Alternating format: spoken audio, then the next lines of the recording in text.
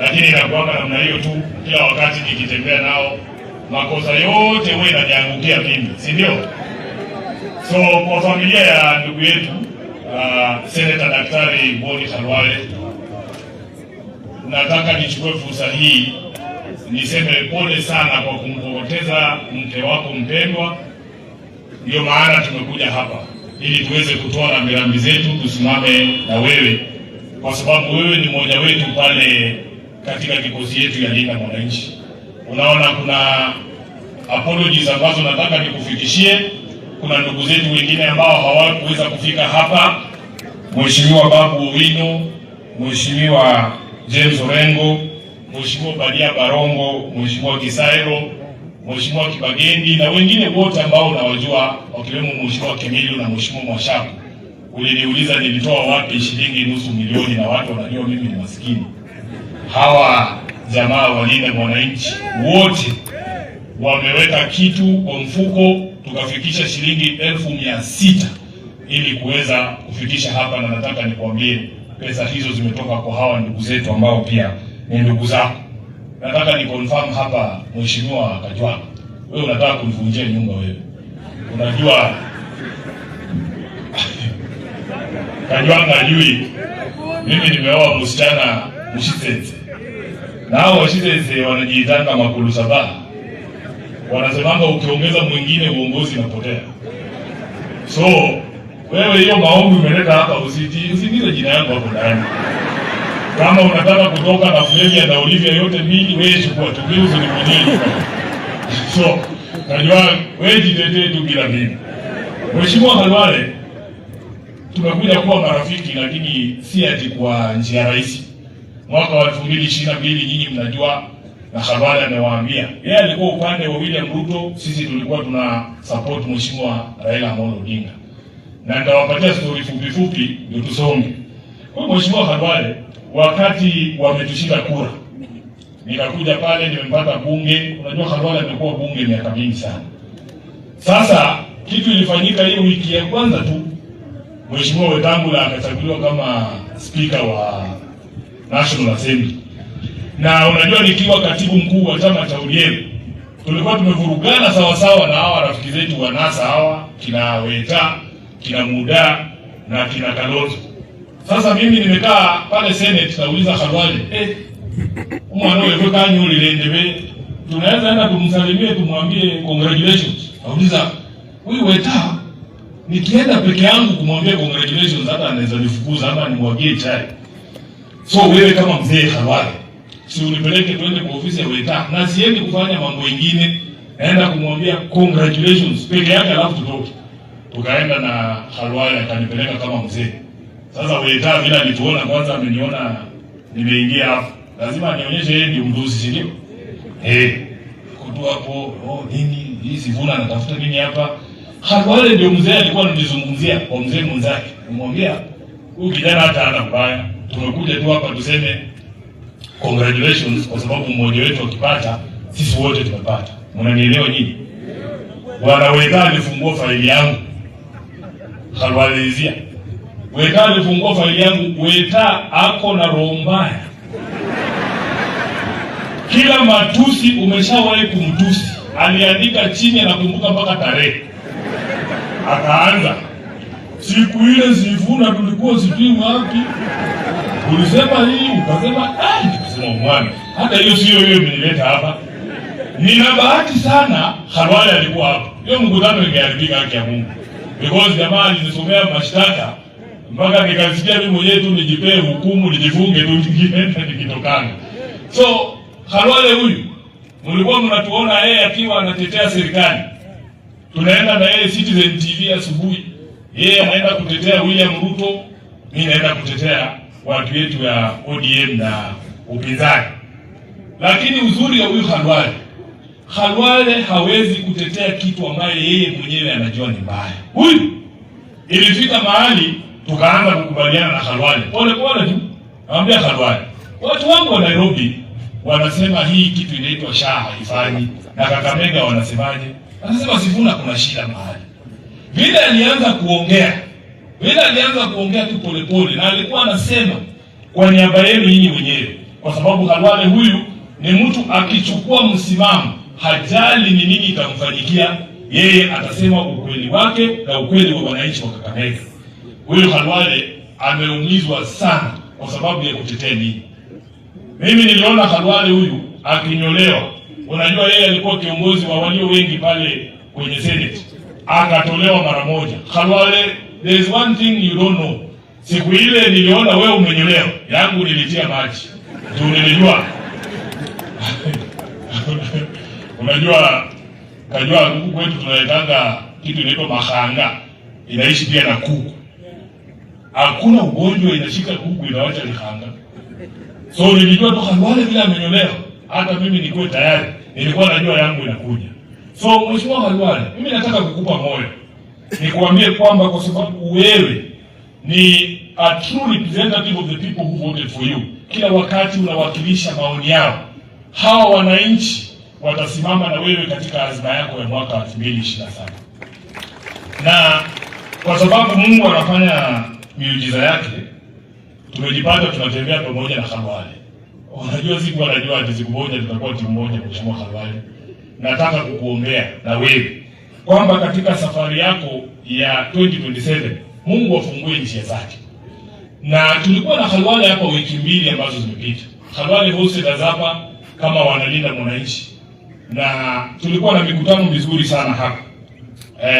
Ulinipatia ng'ombe hapa. Ilikuwa kubwa mpaka tulipofikisha huko nyumbani ilibidi tuijengee nyumba yake. Zetu za huko Bungoma hazifikani hiyo size. It was a big honor, Mheshimiwa Khalwale. Tumeijengea nyumba yake, inaishi peke yake hapo. Na nimeambiwa haisumbui hizo zingine, lakini majirani wanakuja wanatafuta hiyo mbegu sana. So utaona zingine kama hizo kwa miaka hii ambayo inakuja. Nataka nikutakie mema ndugu yangu. Mimi nataka niwaambie safari hii yetu ambayo tumeanza 2027, msikuwe na wasiwasi. Tutafaulu. Somo la kwanza tumeambiwa hapa ya kwamba Mwenyezi Mungu akiwa upande wako hakuna kitu cha kuogopa. Na kuna watu wanafikiria ati hiyo ya Homa Bay ndio mbaya zaidi ile Sifuna amewahi kuona. Hiyo ilikuwa kidogo bwana. Mimi nataka kuambia, nimekuwa katibu mkuu wa chama cha ODM miaka 9. Tumekuwa na Mheshimiwa Raila Odinga. Wale wanakumbuka mwaka 2023 tulikuwa tunafanya maandamano pale Nairobi kwa sababu ya kuzungumzia mambo ya gharama ya maisha na mambo mengine ambayo William Ruto alikuwa amesahau ahadi zake kwa wananchi. Bwana, kuna siku tuliwekwa pale Embakasi South. Mimi na Raila Odinga tulikuwa pale. Hii watu unasikia wakisema ati tumeteseka ndani ya chama cha ODM. Hawakuwa hapo hiyo siku. Baba alikuwa anapigwa marisasi. Sasa kuna kitu Wakenya hawajui. Kwa sababu nilikuwa SG, nilikuwa nimepewa heshima pale. Gari zilikuwa zinafuatana kulingana na ofisi yako. Gari ya kwanza ilikuwa Raila Odinga, ya pili ilikuwa ya Mheshimiwa Kalonzo Musyoka, ya tatu ilikuwa ya Martha Karua, ya nne ilikuwa ya Edwin Sifuna. Sasa tofauti ya gari yangu na hizo tatu za mbele. Hizo tatu za mbele ziko na bulletproof. Hii yangu ni hii tu ya retareta hii. Sasa tukifika pale kwa barabara tunaingia Outer Ring Road na kumefungwa na polisi. Magari ya principals yote ikageuka namna hii. Gari ilikuja mbele ni ya Sifuna na ujue haina bulletproof. Mimi situations ambazo Mungu amenitoa ndani, watu hawajaona kitu bwana. Mimi nawaambia ukweli. So hata hii ya Homa Bay ilikuwa kidogo, na nataka niseme hapa, Mheshimiwa Senator Kajwang anajua I have been the biggest advocate and advertiser for Homa Bay County because the people of Homa Bay themselves are very peace-loving people. They are democratic people. Ni watu wa amani. Wako viongozi wachache tu ambao wanajaribu kuharibia wana Homa Bay jina. Namba 2, Mheshimiwa Kajwang anajua ya kwamba mimi tangu nichaguliwe sijawahi enda holiday ya kuruka mwaka kaunti nyingine kama si Homa Bay. Hii mwaka umepita hii nilikuwa Osiri Beach, na unajua kwa sababu ni wewe nilitumia speedboat ya kunipeleka matanga ya Jirongo. Huyu mheshimiwa huyu. Mnajua nilikuwa Osiri kwa sababu ni Mheshimiwa Karole Omondi alinitumia mimi na familia yangu samaki ya kukula wakati nilikuwa pale Osiri Beach mwaka uliopita huko. Ule mwaka mwingine nilikuwa mahali inaitwa Rusinga Island Lodge, a very beautiful place. Ile nyingine nilikuwa mahali inaitwa Governor's Camp pale Mfangano. It is one of the most beautiful places in the country. Na wewe unajua mimi na baba, especially Raila Odinga alikuwa anasema potential ya Homa Bay iko katika sisi kuinua miundo msingi pale Homa Bay. Kuna barabara ambayo baba alikuwa anaongea kila siku inaitwa Lake Victoria Ring Road. Mheshimiwa, kama nadanganya useme. Nataka nitoe ahadi hapa kwa watu wa Homa Bay. Hiyo barabara inaitwa Lake Victoria Ring Road. Ile mliona mkasema Homa Bay inakaa Yemen. Serikali ya Linda Mwananchi kwa heshima ya Raila Amolo Odinga ndio itajenga hiyo barabara. Sisi ndio tutafanya hiyo kazi. Kwa sababu hao hawajui the beauty of Homa Bay and the warmth of the people of Homa Bay. They don't know it. They are just 2 or 3 people. Na nataka niwaambie watu wa Western na watu wa Kakamega muelewe kwa nini walifanya hiyo kitendo. Wanafanya hiyo kitendo kwa sababu ya uoga. Uoga. Walikuwa wanadanganya William Ruto kwamba Kisumu ni tuta. Siku ile sisi tuliingia pale Kisumu, watu walikuwa wanapeperusha kidole moja namna hii. Sasa wanaogopa tukiingia katika hii maeneo, watajua kwamba huko kote hakuna kura ya Kasongo, ni one term Homa Bay mzima. So, nyinyi msiwe na wasiwasi, msiwe na wasiwasi. Demokrasia ambayo tulifunzwa na baba inatuambia kwamba lazima tutembee kila mahali. William Ruto siku hizi sijui shida yake ni nini. Kazi yake ni kukaa akizunguka tu anasikia huyu Sifuna anasema nini, leo acha nijibu yeye. Mheshimiwa William Ruto, nataka nirudie hapa Kakamega. Wewe ulijikuta kwa uongozi, uliingia State House ukiimba slogan. Huwezi kutuambia hasla si slogan. Bottom up ilikuwa slogan. Ulidanganya wananchi.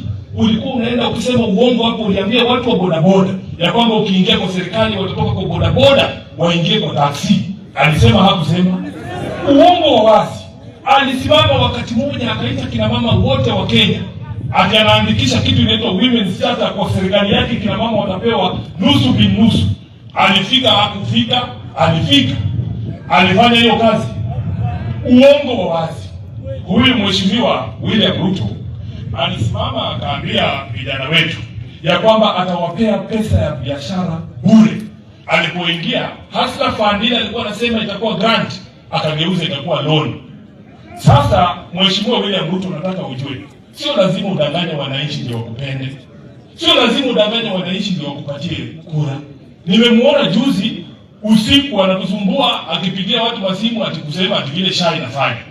Mimi nataka kuomba Mheshimiwa William Ruto, wewe ulituambia sisi tukitozwa pesa zaidi ziende kwa SHA, mambo ya harambee ya kuchangia watu wetu kwenda hospitali itakoma. That was the promise of universal health coverage.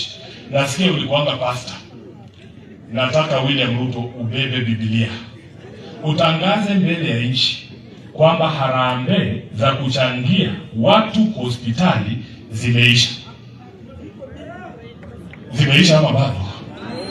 Bado mnachanga kupeleka watu hospitali? Sasa wewe unatuambia ulikuwa unaeneza injili. Tunataka ushike Biblia utuambie harambee Kenya hii zimeisha. Hata wiki ambayo imepita tulikuwa tunafanya harambee ya mili ambazo zimeshikwa kule Kenyatta University Hospital ya kutoa watu wetu kwa moshari. So wewe William, wacha uongo bana. Na watu wamesha kugundua. Sisi kama hiyo uongo ndio unaita plani yako, sisi tunataka kukuambia plani yetu ni moja tu. Plani yetu ni uende nyumbani. Wewe, you are the biggest problem.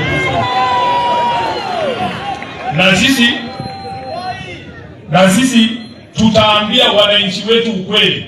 Hapa Western huwa tunasema ni afadhali unichukie kwa ukweli kushinda tupendane kwa uongo. Hatutaambia wananchi wetu ukweli. Na ukweli wangu ni huu. Tunapoingia katika serikali kama timu ya Linda Mwananchi hii, tutarudisha Kenya hii yetu kwa reli ya demokrasia. Si mambo ati mtu anaandika kitu ambayo upendi kwa Facebook kama Twitter unamtumia Masubaru vile ulituma polisi wachukue kijana Homa Bay. Ule alikuwa anaitwa Albert Ojwang, mkaenda mkapiga yeye mkaua kwa sera. Nataka wananchi wa Kenya wakuwe huru kufanya mambo yao bila kuingiliwa na serikali. Tunataka tutawaliwe chini ya utawala wa sheria. Si yake ya mambo ni matatu, ati mkikosana na yeye anakusafirisha mpaka Sayuni. Father. Kusema ukweli father, mtu ambaye yako na nguvu ya kutuita vile ambavyo ameita Mama Glory ni Mwenyezi Mungu peke yake. Haiwezekani ati Ruto anatuambia ati kama tusikizane na yeye atatusafirisha twende Sayuni. Vijana nataka muelewe, hakuna mwekezaji anaweza weka hapa mradi yake ati awapatie kazi kama serikali haitawaliwi chini ya utawala wa sheria. Kama rais ndio wa kwanza, mtu akiweka mradi yake hapa anakuja kuitisha pasenti yake, nani ataweka vitu yake hapa? Ananunua shamba aweke mradi, anaambiwa title ni 3. Moja iko na Khalwale, nyingine iko na Sifuna, nyingine iko na Ruto. Ukienda kotini wanahonga yule jaji ambaye anakata kesi. Na hata ukishinda wanakuambia hiyo ni karatasi, tunatuma vijana ndani ya shamba yako wanakunyang'anya mali yako. Hakuna mwekezaji ataweka mradi yake katika nchi ambayo inafanana na hiyo. So, mimi nataka wajue manifesto yetu kama Linda Mwananchi ni katiba ya nchi ya Kenya. Na kazi yetu ni kuhakikisha kwamba katiba hiyo inatekelezwa vilivyo. Mwisho kabisa. Nimesikia Mheshimiwa Balala hapa akiambia kama hajatoa sijui ni watii sijui party leader. Unajua, nataka watu wetu mnielewe. Mahali tumefika, a big part of what the success that we have achieved ni kwa sababu watu wanatudharau. Sijui kama mnanielewa. Hawa jamaa wanakaanga wanaangalia vijana, wasema hawa ni watoto kwa siasa, hawajui ile kitu wanafanya. Yaani kwa akili yako tu unakaa tu na unafikiria Sifuna hana chama.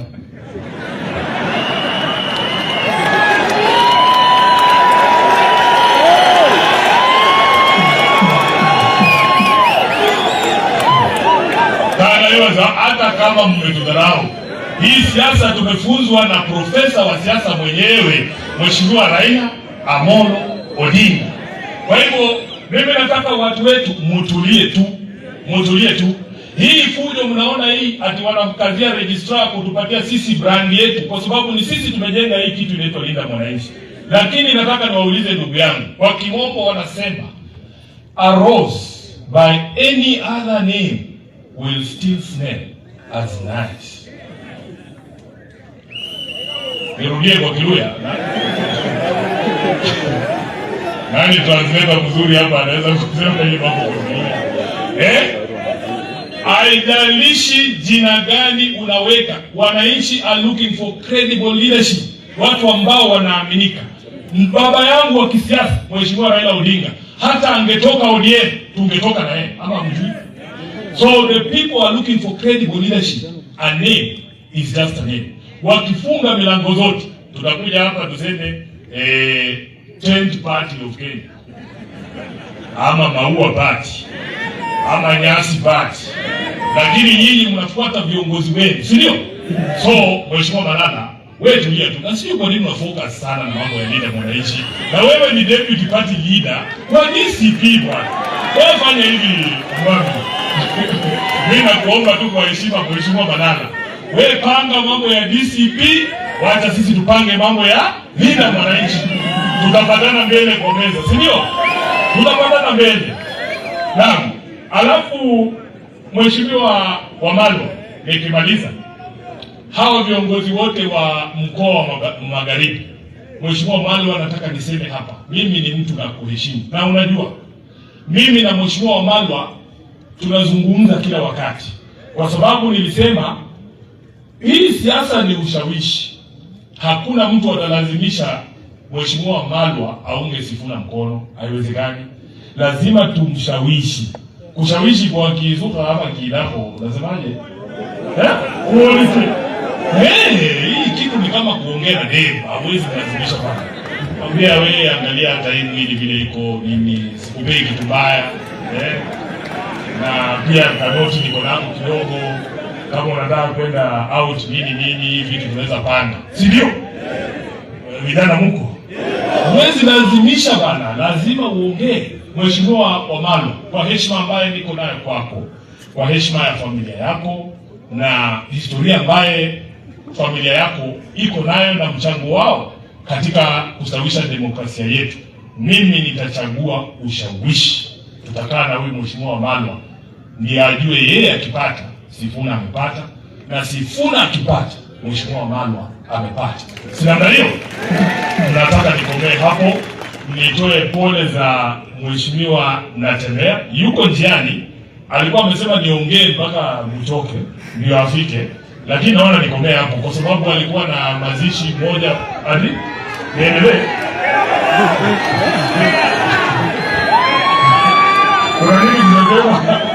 Kuna nini tunasema? So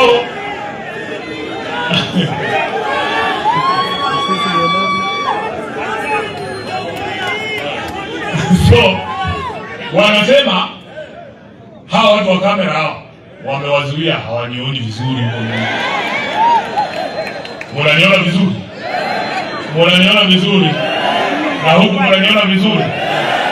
Nataka nitoe ahadi yangu hapa ya kwamba huwezi pata support ya hii community yetu yote, hawa viongozi wote wa heshima, kama Mheshimiwa Khalwale asimame aseme yako nyuma yako alafu ugeuke nyuma. Mimi sigeuki na nyinyi msigeuke. Tunaelewana? Tunaelewana? Bora mko nyuma yangu. Hakuna kitu katisha sisi.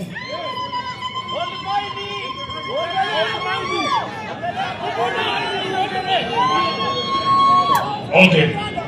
Wanasema anatembea kwa karibu na wanajua yeye ni komando. So Khalwale wameniambia tujaribu tuone kama hao vijana wanapiga kelele hapo wamejiandikisha kama wapiga kura. Fadha utanisamea tu. Fadha atanisamea, nikikosa sana nitapigia bishop niombe msamaha. Nauliza nyinyi vijana, mjue kwamba ili tuweze kufaulisha hii safari lazima tujiandikishe kama wapiga kura. Vile Mheshimiwa Kassim Muma amewaambia hapa, kama kuna jamii imedharauliwa hii Kenya ni sisi. Huwa wanasema ati tuko na numbers lakini hatuchukui kura na hatujitokezi kupiga kura. Ili tuweze kupata ile heshima ya kisiasa, mimi naomba vijana wetu wote waweze kuchukua kura. Na kama kuna tashwishi lolote, mtu anakatania vitambulisho vile Mheshimiwa Kassim Muma amesema hapa, mjue kwamba tuko tayari kuwasaidia ili kufungua hiyo shida. Na tutatembea Kenya mzima. Mheshimiwa Khalwale, hatuwezi kushinda uchaguzi tukiwa peke yetu. Mheshimiwa Chute, nitafika Marsabit na wewe unajua, kwa sababu hata Marsabit tuna kura zetu. Tutaenda Mandera. Vile Paulina amewaambia, hii weekend inakuja hii tarehe 30 tutakuwa kule Meru. Na watu wetu wacha niwaambie, mtashangaa sana. William Ruto hana kura kule Meru na hawezi kutushinda kura kule Meru. Tutakuwa Meru, tutaenda Turkana, tutaenda Mandera, tutarudi Kwale, tuende Kilifi, tuende Tana River, kaunti zetu zote 47. Tuende kuomba kura kwa ajili ya uchaguzi wa mwaka 2027. Kama yuko karibu amefika.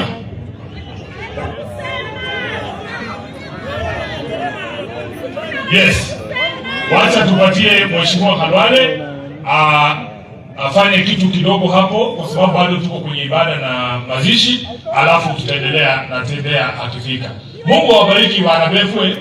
Asante sana for the support, asante for the love. Tuko pamoja.